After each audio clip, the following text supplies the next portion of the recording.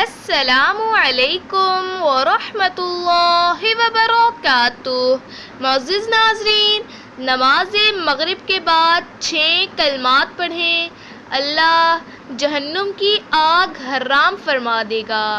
بسم اللہ الرحمن الرحیم، اللہم اجرنی من النار، اللہم اغفر لی، لا حول ولا قوة الا باللہ، سبحان اللہ وبحمدہ، سبحان اللہ العظیم، یا ارحم الراحمین، ان ربی لسمیع الدعاء۔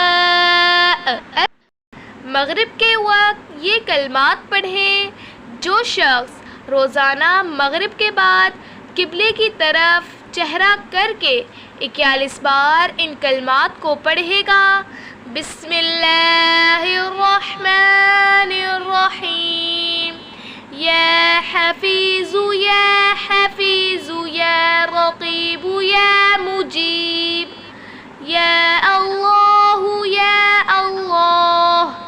اس کے رزق میں اضافہ ہوگا اور اللہ پاک غیب سے روزی کے اسباب پیدا فرمائے گا۔ نماز مغرب کے بعد یہ 3 دعائیں پڑھیں، اللہ تعالی راضی ہو جائے گا۔